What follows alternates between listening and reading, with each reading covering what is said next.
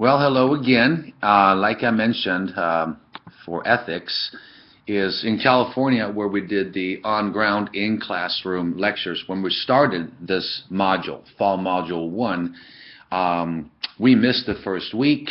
So here's the final lecture. Your grades have already been uploaded, so you'll get your transcripts from the school shortly. I'm not sure when, but you all did fairly well. Lots of A's, that's for sure. So I can't upload this unpopularly because the class has been closed. And perhaps if you've been trying to upload late papers or something like that, maybe you've had some problems. Some have, others haven't.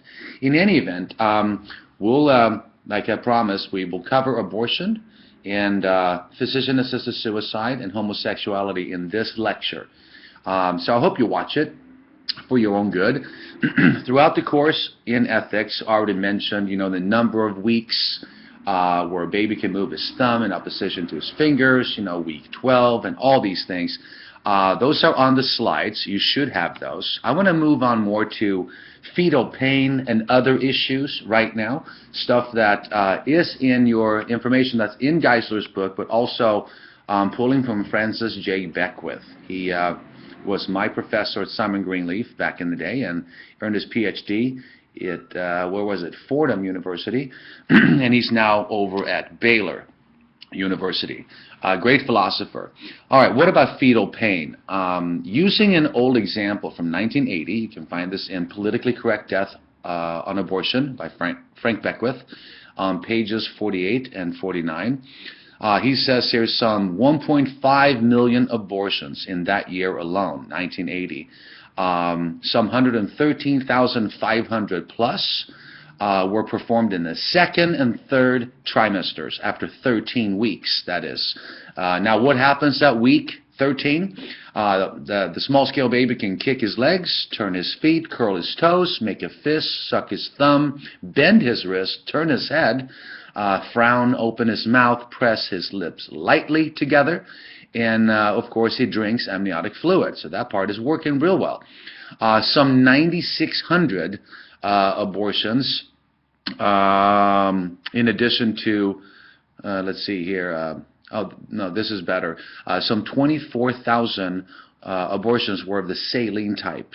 Saline is, of course, strong salt, where you burn the baby alive with high concentrations of salt. Some 80,000 were D&E, dilation and evacuation, they call it. Moreover, some 44,000, what was it? Almost 500,000, 480,000 plus, 33% of the total number of abortions after the eighth week and before the 13th week were where the child is usually killed by suction abortion, which tears the baby apart. Horrible stuff. Total abortions still counting since 1973, when abortion was legalized under Roe v.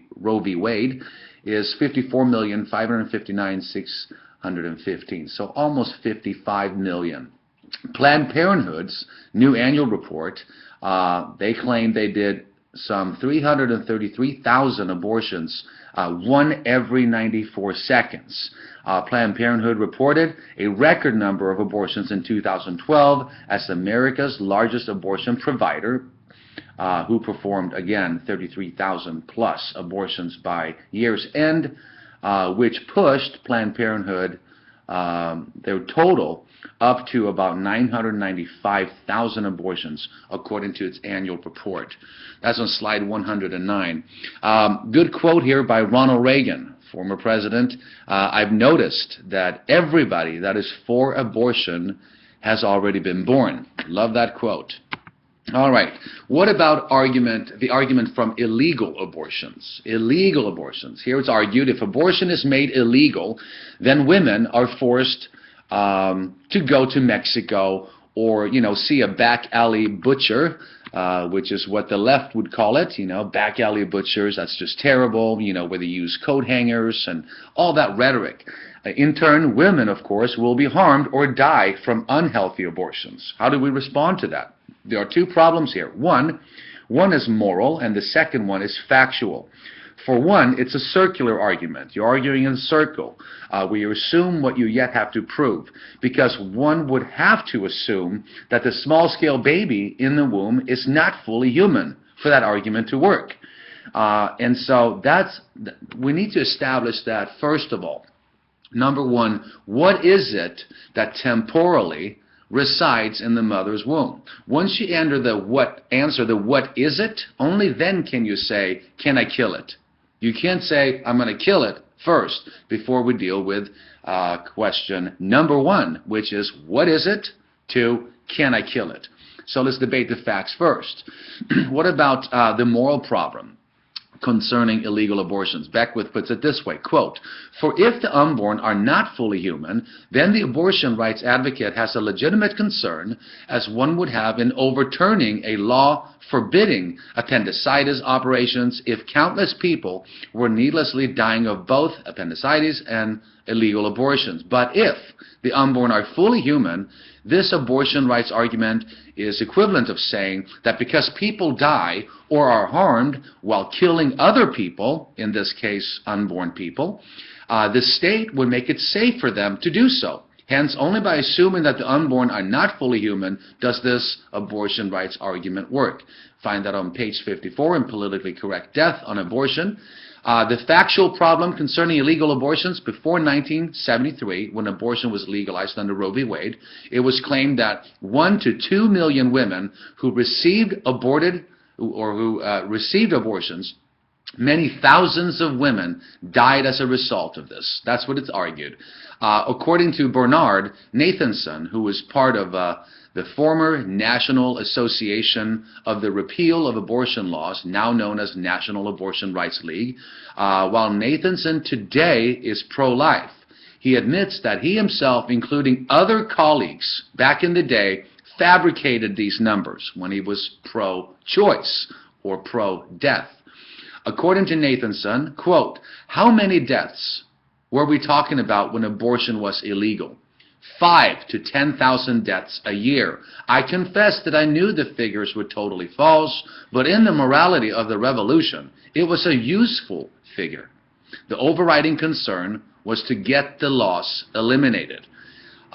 So there we have it. The facts speak for themselves. It wasn't 1 to 2 million. It was 5 to 10,000 deaths a year from illegal abortions. But again, the argument only works if the baby is not a human being or a human person, and so forth. Now, you can debate personhood till the cows come home. What does it mean to be a person? Does that mean your cognitive faculties have to be up to par, memory, perception, basic skills, of arithmetic and so forth?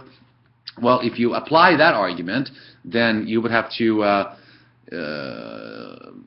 say that people who suffer from Down syndrome are less human, or say Ronald Reagan that we spoke about in the later part of his life, he suffered from severe Alzheimer's. Now his cognitive faculties are not up to par. The same thing with Down syndrome or other mentally challenged people. Are they now less human? If you say they are less human, then they have less rights. So take those same arguments and apply them to the unborn. If you want to say, well, it's not a person because the mind or the brain is not fully developed, you'd equally have to say, let's go ahead and kill people because they have less rights, etc. But that, of course, sounds terrible because they have already been born. But again, whether you are in the womb or outside of the womb, since when did location have bearing on who you are? Okay? So keep those things in mind. Let's move on. Abortion, there's a bunch of slides that I'm not going to cover. You've already had it in the book. We already touched on quite a bit of this throughout the course. But just for right now, I will submit the syllogism that I used when I debated one of the ACLU attorneys, and that is, number one, premise one is unjustified homicide is wrong. Number two, abortion is an act of unjustified homicide. 3, therefore abortion is wrong. of course, in order to establish premise 2, most people that are sane would say, yeah, unjustified homicide is wrong. Premise 2, abortion is an act of unjustified homicide. That's the one we need to defend. And you have to remember that the pro-choice position, for the most part, is a mantra. It's my body, it's my choice, it's my right to privacy. Those things are secondary issues because, again, we have to establish what is it that's biologically in the womb, ontologically, what is it that resides in the womb? Is it just an it or a tissue? Or is it a human entity that is on its natural stage of human development from A to Z? It is, or she is. If you have a 13-week baby, a 16-week baby, a baby that's been born already, and compare it to me and you and your grandfather or grandmother, we are at different levels, different stages, if you will, of human development, but we're all human. So once the egg and the sperm unites, there's nothing added to that entity, that human small-scale baby. There's nothing added but time. And the womb is its natural habitat. And it belongs there, regardless of how it got there. It's still in its natural habitat. So you have to defend premise 2 in arguing that it is an act of unjustified homicide because A, B, C, D, you go through the development, each stage of the baby, weekly developments, and so on. And furthermore, you have to dismiss the arguments that are against abortion, which for the most part are, right to privacy is between me and my doctor. I can do whatever I want to my body, etc. So those responses are penned out in Geisler's book, so look those up. All right, what about euthanasia? Physician-assisted suicide. Euthanasia in Greek is euthanatos, which means good or happy death, if we abbreviate it. Is there such a thing as good and happy death? I just read a story about Brittany, who moved up to Oregon because they have laws there where you can, get your medicine and basically kill yourself. She changed her mind and said, just a few days ago or a week ago that she was not going to go through with it. And I was watching that article. My wife and I were watching it and tracking it and following it. And then lo and behold, yesterday she took her own life. So physician-assisted suicide, good or happy death. I don't think she was happy, and I don't think it was a good idea. Now, for Christians, we have to remember the doctors are, the doctors at the hospital, they are not gods, So often, we think, because we have this Western mindset, that soon as we get ill, we head to the ER. If somebody's really, really sick, well, you got to call the ambulance. But what does the Scripture say about prayer and anointing the sick with oil? Oftentimes, that is the last thing on a Christian's mind. Put yourself in that situation. How often have you just rushed off to the doctor without calling the pastor? Or going to see the elders at the church and have them pray for you. It's as if that's not even an issue. You know what I mean? The doctors are number one. They're not number one. God's number one. Doctors are second. So this Western mindset of I have to run to the doctors because they will ultimately save me and make me feel better. Yeah, they hopefully will. But we shouldn't have the mentality we will go to them first. Unless it's an absolute emergency. I get that, But so good or a happy death, do you really, if you have a person laying on her deathbed, do you really think that they think this is a great thing? I'm so happy to end my life. Of course not. Many fear death. It's just they're over life because of pain. And of course, that's where you have death with dignity and all of these things. I call it for what it is. I don't like the term euthanasia. I like physician-assisted suicide. And of course, there's passive and there's active. And we'll talk about that in a bit. Now, according to Dan Brock, he penned this down for the Hastings Center Report in 1992, between March and April. He says, quote, "While my own view is that the balance of considerations supports permitting the practice of active voluntary euthanasia, there is reason to expect that legalization of voluntary active euthanasia might soon be followed by strong pressure to legalize some non-voluntary euthanasia of incompetent patients unable to express their own wishes. You know, I think of Francis Schaeffer, the great Christian apologist, who says what was unthinkable yesterday is thinkable today and commonplace tomorrow. Who would have thought, if you think that's a slippery slope, who would have thought that we would have had, millions and millions of abortions since 1973? You know what it is? It's a making the buck industry. You have a person, a young lady walking into an abortion clinic. Once they perform it, do you think they send her back out through the front door where there's other young mothers waiting to see her face, watch her how hard it is to walk because they harmed her body, they did something unnatural to her body, they evicted a biological guest that's there temporarily for 9 months? No, they take her out through the back door, because if you walk out the front door, people might actually leave and go, I'm not going to go through this. Okay, so death with dignity, that's what some call it. Now, should doctors, critical issues to consider, should doctors withhold natural means? Natural means are food, air, and water. I submit shortly, for now, absolutely not. What about should doctors withhold unnatural means, like respirators? Well, I have strong convictions on that one as well. I would say if we have unnatural means, keep the machine, the biological machine, going as long as we can. And if we disagree with that, well, then why take an aspirin? Why undergo blood transfusions? My point here is we've come so far in medicine that why should we say, well, when it comes to the person in this situation, just withhold unnatural means, whereas, a blood transfusion, putting different blood into a body is, while that might be natural, I'm talking blood and blood, but the means of doing it is certainly not natural, What about should we allow death to occur versus should we cause death to occur? It's always wrong to cause death to occur. Allow death to occur, that's where fine thinkers disagree, okay? Having said that. Okay, what about the case of Karen Quinlan? Karen was dropped off by some friends at an emergency room at a community hospital. I think this was back in the 70s.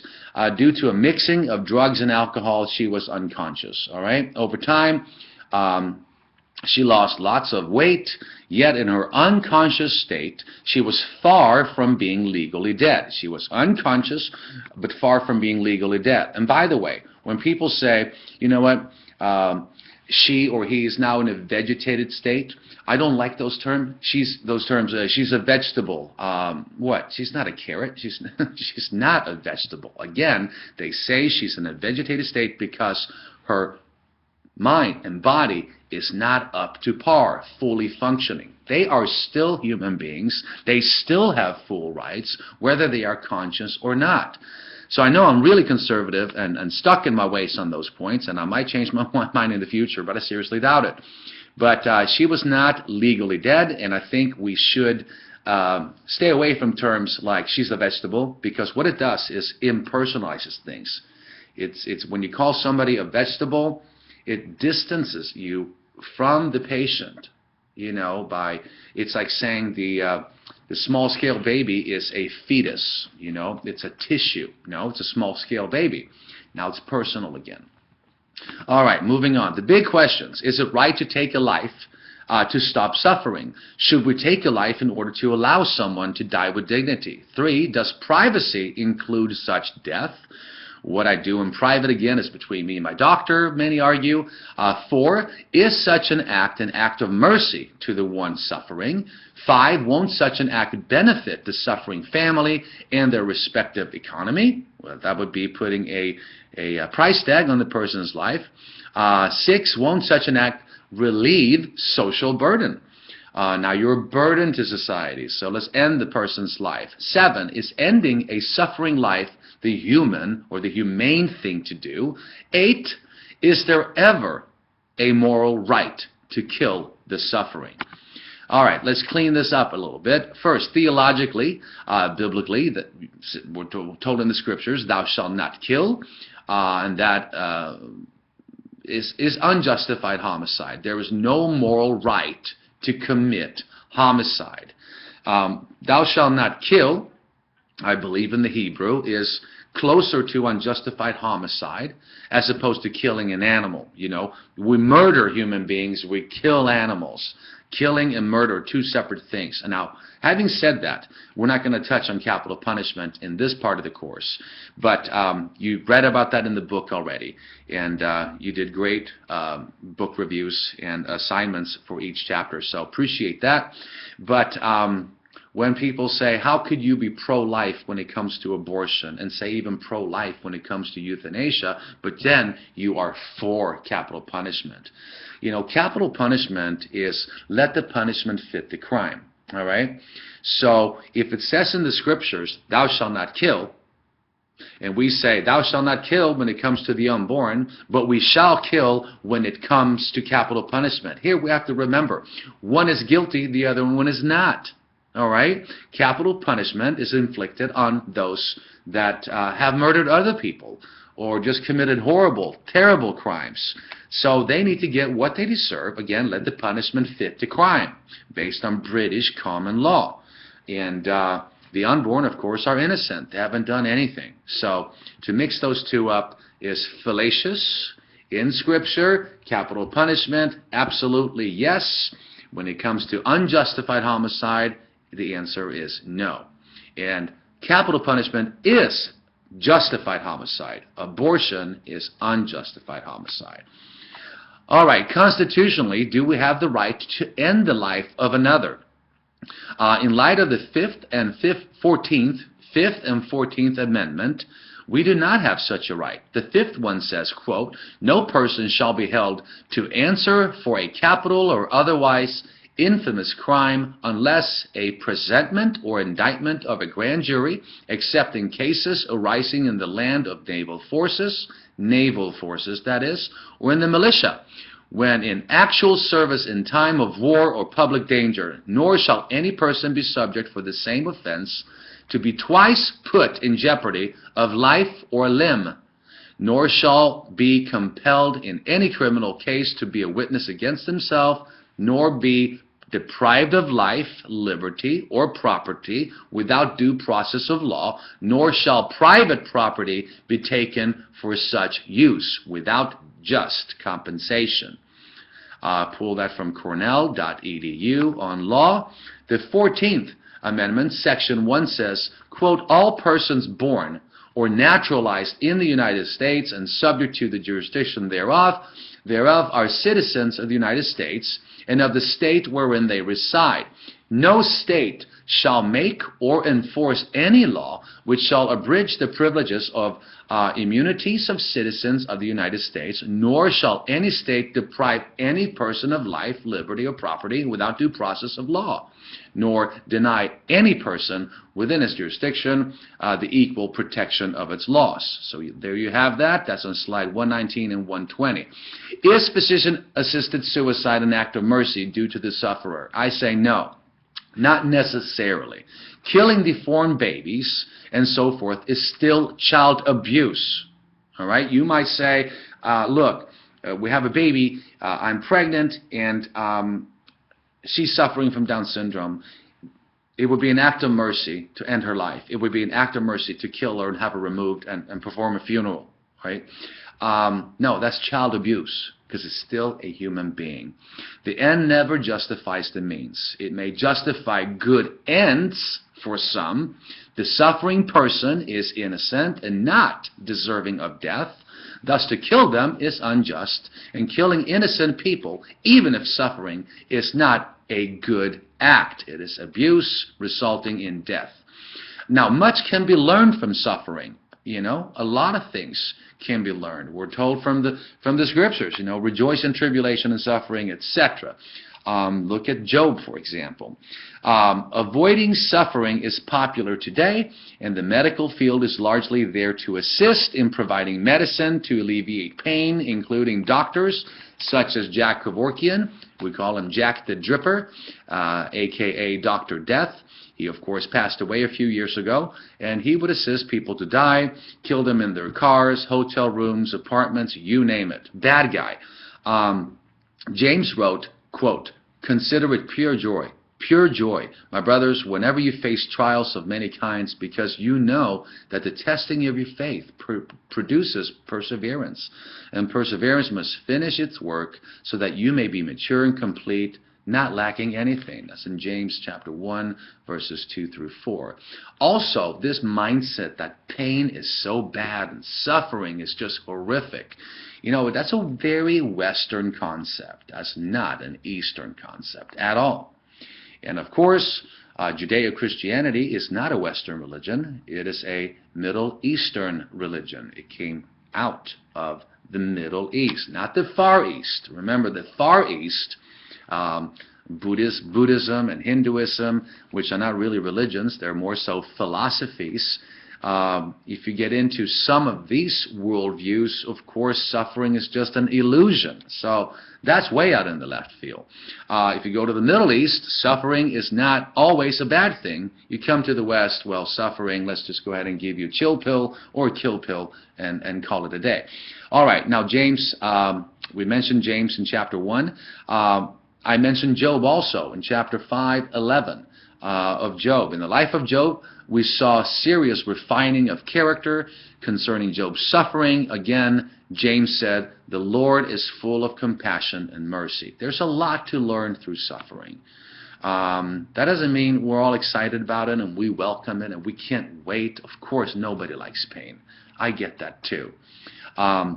What about Christians accused of lacking compassion? For example, in the biomedical debate, some argue that there's nothing wrong in using abortion remains, such as brain tissue from aborted babies, and this can, of course, greatly benefit those who suffers from Parkinson's disease, etc. Yet killing one human entity to prolong the life of another is not unjustified. It's unjustified. Evil means are not justified by good ends. Keep that in mind. What about the argument from a physician-assisted suicide that will benefit the suffering family?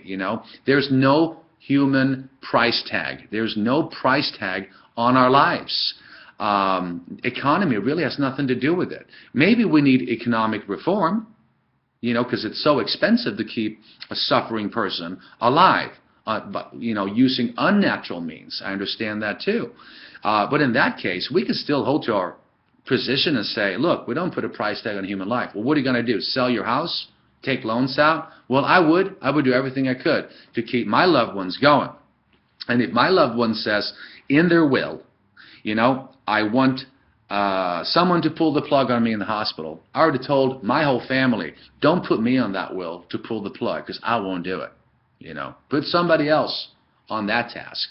And I will fight tooth and nail to try to do everything to keep that person going.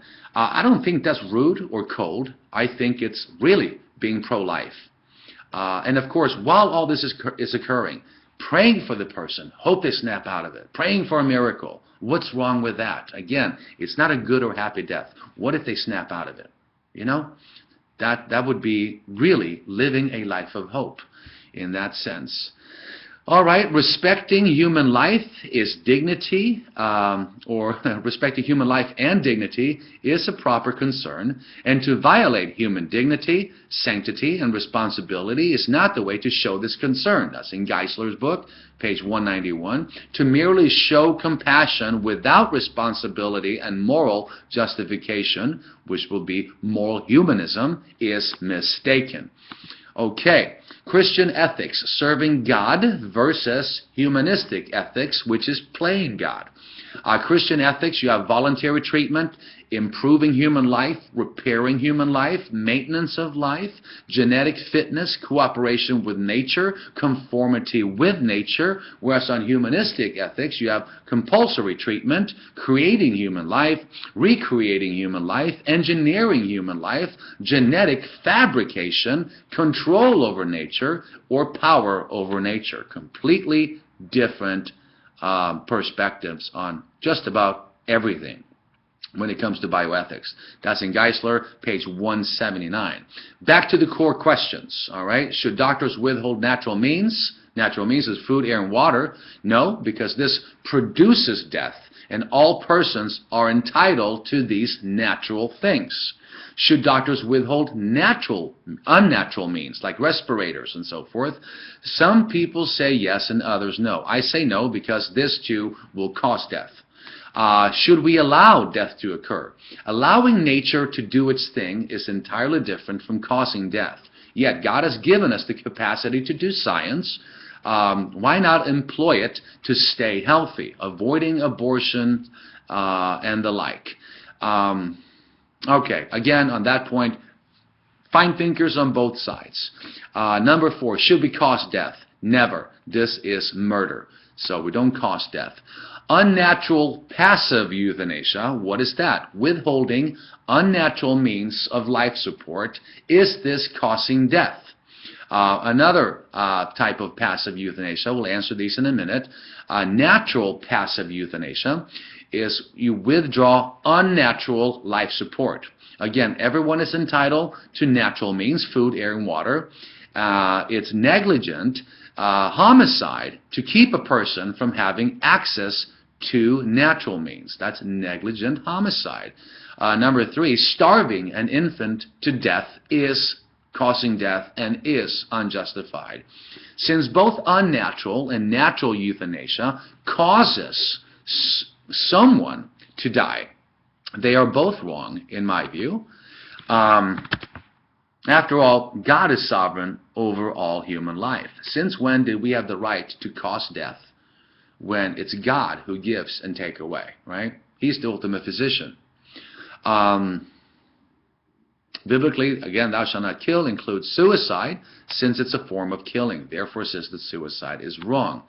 Active euthanasia, again, causes death. It's taking a life. Passive euthanasia, allowing death by withholding A, natural means, or B, unnatural means. And it's on B, unnatural means, where people disagree the most that are pro-life in this specific area of bioethics. All right, it's always wrong to allow someone to die a natural death. It is always wrong to allow someone to die a natural death. That's what a lot of people believe. And again, I am for natural means. I'm for unnatural means to keep that person going, because ultimately the task of the doctors and the nurses, the Hippocratic oath, is to save lives, not cost lives. So what's wrong with just saying let's do everything we can to keep them going? And I understand morphine might kill the person to alleviate pain. You know, the sufferer, they say he or she has 2 weeks to live. You give them morphine, they might be dead in a short amount of time. I understand that. Well, maybe we could think of a better painkiller. Just because I don't have the solution to all these problems doesn't mean my problem or dissecting the problem is invalid. You know, you can state a problem without having a solution. I'm not a medical doctor, so come up with something else other than morphine, which is not healthy at all. All right, questions. Should other issues now in biomedical, in the biomedical field, should organ transplants be allowed? Should human cloning be allowed? I say no on human cloning for sure. Should genetic surgery be allowed? Should we seek to correct an imperfect life? What about artificial insemination? What should we think of sex detection and selection? Sex selection, you know, if you're living in certain countries in Asia, right, and you already have one daughter and one boy, you get pregnant again, and if it's a female, it's the law to abort it. That's sex selection, obviously wrong. What about surrogate motherhood? What should we think of other things? All right. Should organ transplants be allowed? Biblical principle here is there is no greater love than to lay down his life for another. B, we live in an imperfect world. There is no biblical indication that we can seek to correct broken organs, including deformed infants, including plastic surgery, say after an accident.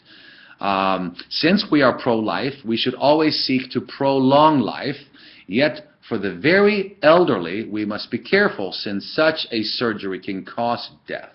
All right, should human cloning be allowed? No.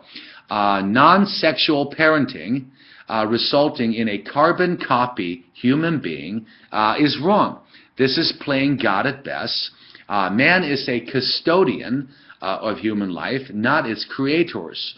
And all clones would have to be given equal human rights. And here we need to question the intent of human cloning. Is it to harvest organs for Jane Doe or you and me? Moreover, clones, it would seem, would suffer seriously from identity. You know, am I he or she? What am I here? Socially and psychologically, such identity issues will surely have its effects. What about gene splicing? What about gene splicing? Let's see, I lost my screen here. Biblically, man was created in the image of God, and since gene splicing mixes genes from differently created categories, such as man and beast, right? Gene splicing is wrong, and no one can be sure whether such beings would produce, say, strange diseases. Would that make the environment unstable, creating an imbalance, an imbalance in our environment? We don't know. Could completely backfire. So once we play with nature and thwart it in that field, I think we should be very, very careful. I'm not for it at all. So, should genetic surgery be allowed? Here again, we must discover what the attempt is to correct. What are we doing here? Are we reconstructing? Is it correction versus creation? If it seeks to maintain life created by God, that is one thing. If it seeks to re-engineer what God has already made, then it is an abomination and wrong. Repairing is one thing, creating again is another. In all, at the beginning, God created two perfect human beings. Since the fall, everything is imperfect. There is nothing wrong, though, in seeking additional repairs in a fallen world. Should we seek to correct an imperfect life? As said concerning organ transplants, we live in an imperfect world. There's no biblical indication that we can seek to correct broken organs, including deformed infants, including plastic surgery, say after an accident. Since we are pro-life, we should always prolong life or seek to prolong life and repair that life. But again, be careful with the elderly because radical surgeries can, of course, cause death. What about artificial insemination? There are two types of artificial insemination. One by the husband, two by a donor. All right. Many believers hold that artificial insemination by the husband is morally permissible since it fulfills the principle, be fruitful and multiply. Following that premise, that to fulfill God's plan to propagate life, there seems to be no real biblical contention, according to Geisler. If one argues against this view, then one would have to argue against other corrective operations, including those to restore sight. So if the husband cannot get his wife pregnant one way or another, they go for artificial insemination. Well, you're not correcting his physical state, but some would say, look, here we are, we're fulfilling the biomedical Great Commission, be fruitful and multiply. Anyways, fine thinkers on both sides on that issue. What about, let's see, AID, artificial insemination by donor? Some would argue that this is adultery. After all, the sperm is not found from the woman's husband. On the other hand, there is no intercourse involved, right? So what about lust here? Lust does not necessarily have to be present. What about the husband and wife being one flesh? First, one can be one flesh apart from any sexual union. Second, one flesh has to do with marriage intimacy and not just sexual relations. Yet it is argued that the baby is not the father's offspring, but only the mother's. If we defend that idea, then we need to stop proposing adoption as a solution to abortion. I don't entirely agree with that latter point, but nonetheless, lastly, some argue that in order to achieve artificial insemination by donors, such as autosexual act, which would of course be masturbation, and that would be wrong. Masturbation is not sex, it is manipulating one's own genitalia, to just be blunt about it.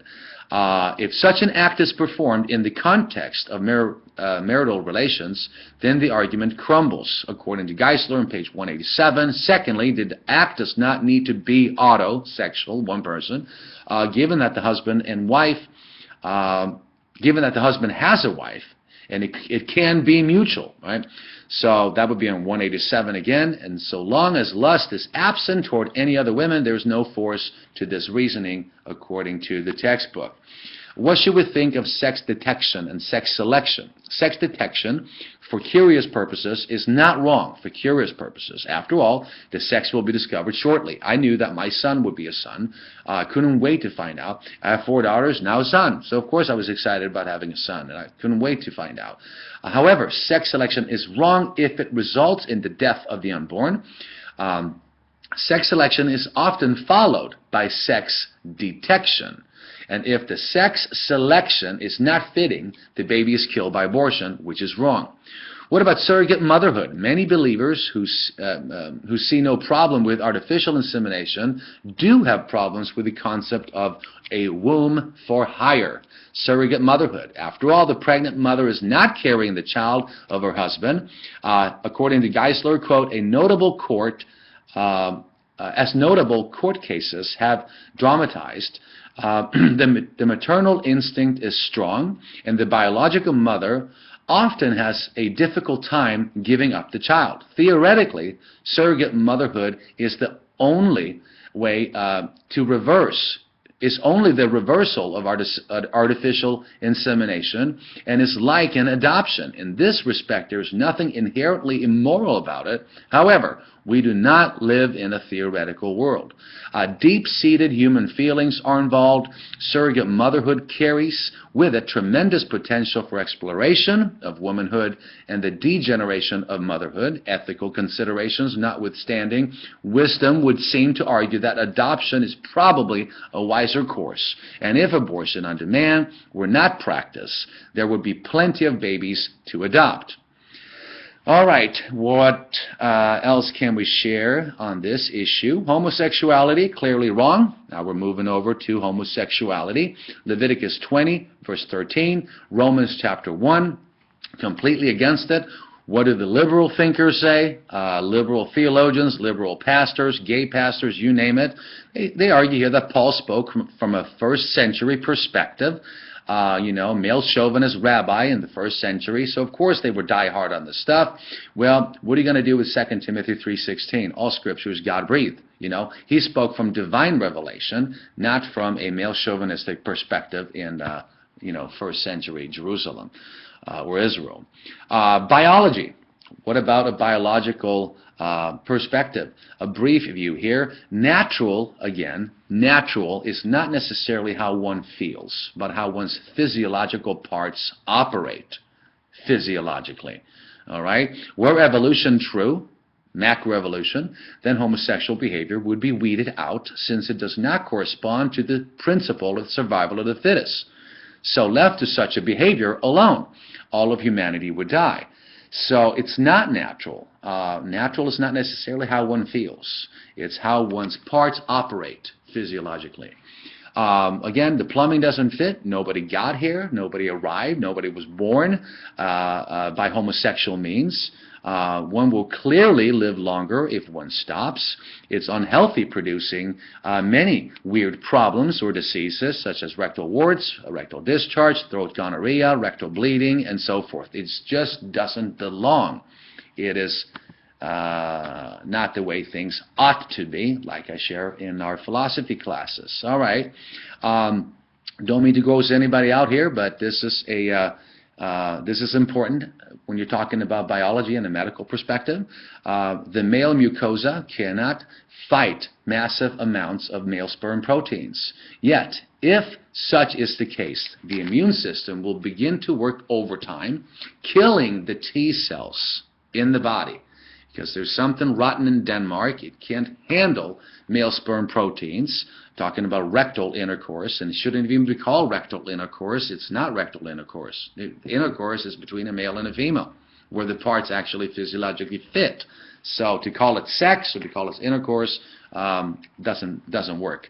And of course, what happens if the T cells, which is part of the immune system, if you have your immune system trying to kill foreign particles such as male sperm proteins being injected in the wrong place, if your T cell count drops and drops and drops, you will be so weakened and so sick, susceptible, of course, to even more serious diseases.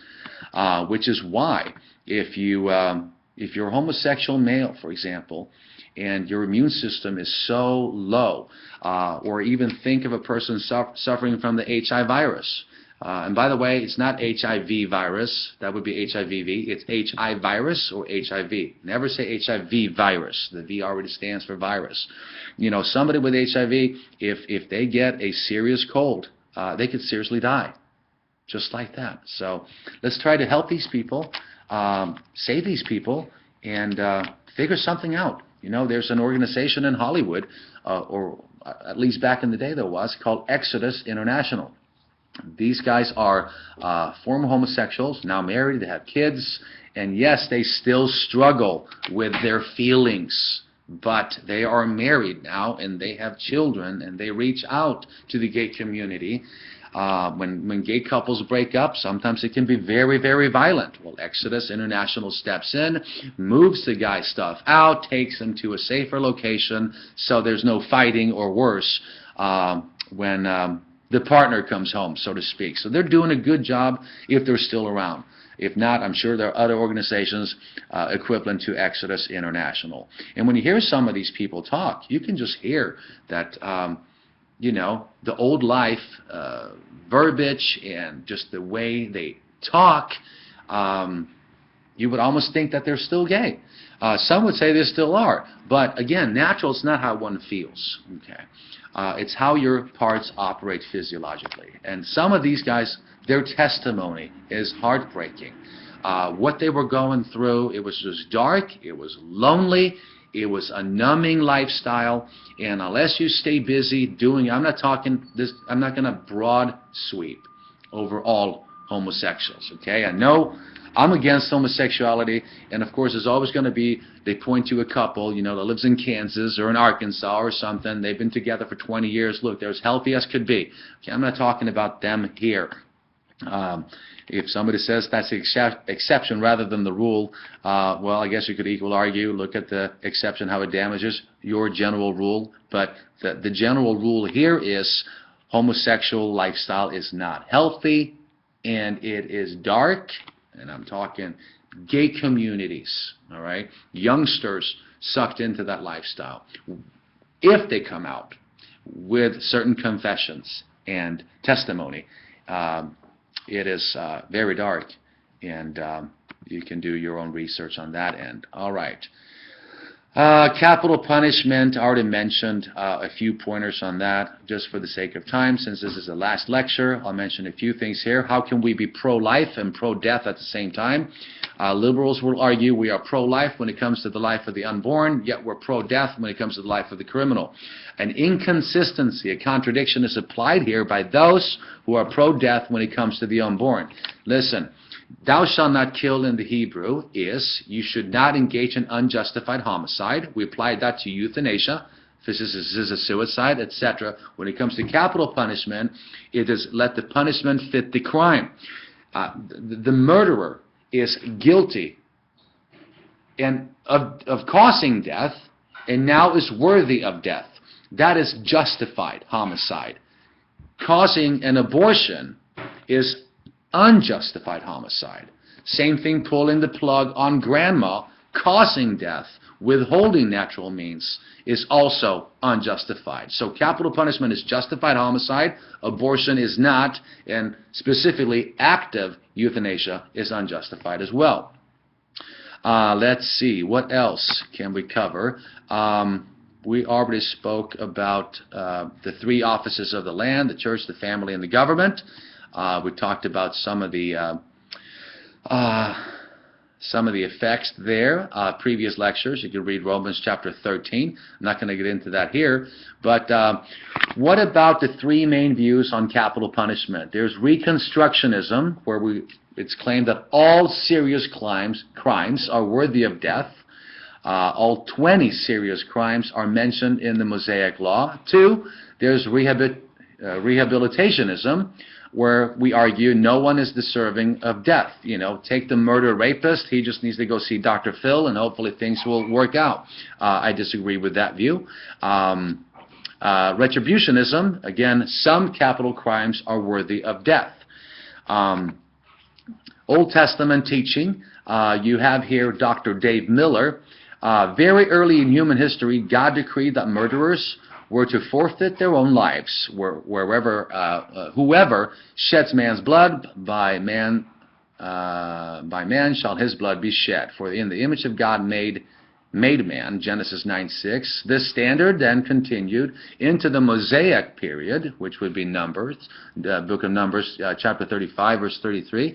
As a matter of fact, the law God gave Moses to regulate the Israelite nation made provision for at least 16 capital crimes. In 16 instances, the death penalty was to be invoked. The first 4 may be categorized as pertaining to civil matters. All right, under the Mosaic Law, the death penalty was required in cases of premeditated murder, Exodus 21, Leviticus 24, Numbers 35. This regulation even included the situation in which 2 men might be fighting and in the process cause the death of an innocent bystander or her unborn infant. Very interesting. It did not include accidental homicide, which we today would call manslaughter. Kidnapping was a capital crime under Old Testament, Exodus 21:16, Deuteronomy 24:7. Now, one movie, which was based on an actual incident, I don't know the name of the movie, depicted the kidnapping of a 7-year-old boy as he was walking home from school. The man who stole him kept him for some 7 years, putting the child through emotional and sexual abuse, before the boy at age 15 was finally returned to his parent. He was a different child altogether and never again would be the same. God would not tolerate such a thing in the Old Testament.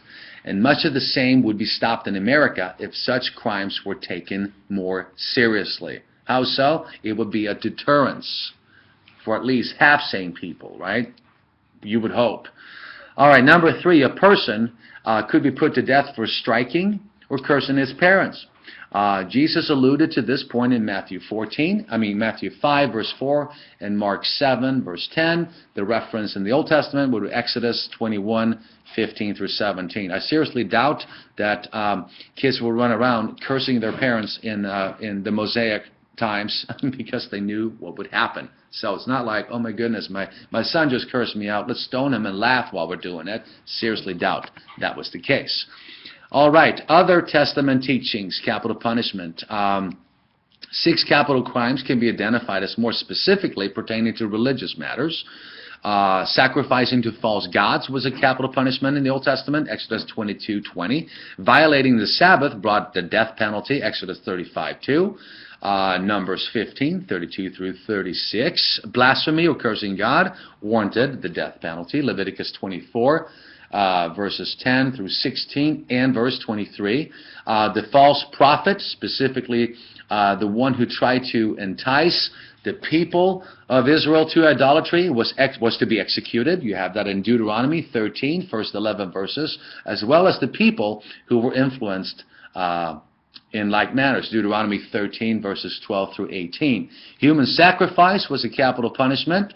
Leviticus 20, verse 20, the Israelites were tempted to offer their children to false pagan deities like Molech and worse. but that was despicable to God, of course. Now, 10, divination, or dabbling with magical arts. That was a capital crime. Consequently, under Mosaic law, witches, sorcerers, wizards, mediums, charmers, soothsayers, and spiritists and enchanters were to be put to death. Exodus 22:18, Leviticus 19, Deuteronomy 18, verses 9 through 14. You can look at those, look those things up on your own. Adultery was punishable by death under the Old Testament law. Bestiality, having sexual relations with an animal, was punishable by death. Exodus 22, Leviticus 20. Incest was a capital punishment in the Old Testament. Leviticus 18 and 20. Homosexuality was a capital crime. If a man lies with a man as one lies with a woman, let him be put to death.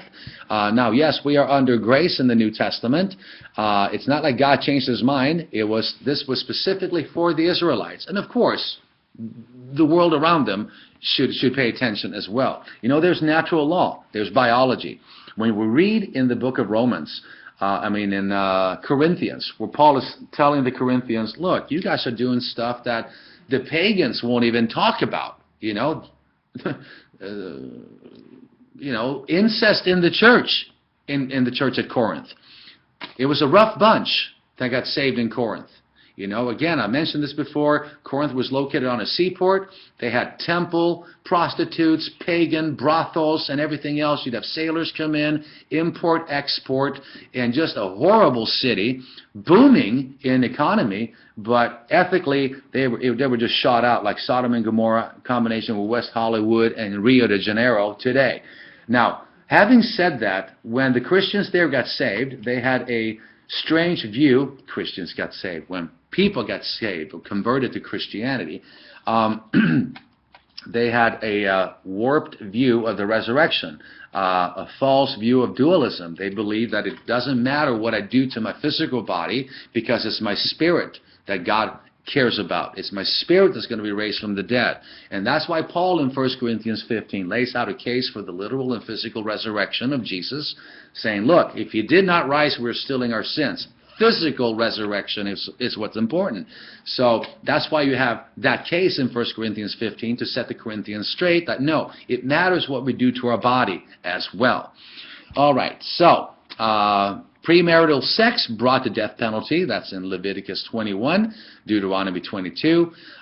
Rape or an engaged or married woman, raping a married woman or an engaged woman, that was a capital punishment. Again, imagine what would happen in this country if rape brought the death penalty all the more. Okay, having said that, New Testament teaching, you've already covered that. You can look at Luke 19, Luke 20, Titus 3, 1 Peter 2, Acts chapter 25, of course Romans 13, when it comes to law and state as well. All right, we will wrap up with this slide. I will go ahead and email you all these slides. This is for your use, and just save them. Hope you watched the lecture. Meanwhile, this brings Christian ethics to a close. It's been a blessing sharing with you, and I know this specific lecture is the most hotly debated issue within, or issues, I should say. But we got through it, so Lord bless. Hope to see you in the future, and I'll email this to you today. Take care. Bye-bye.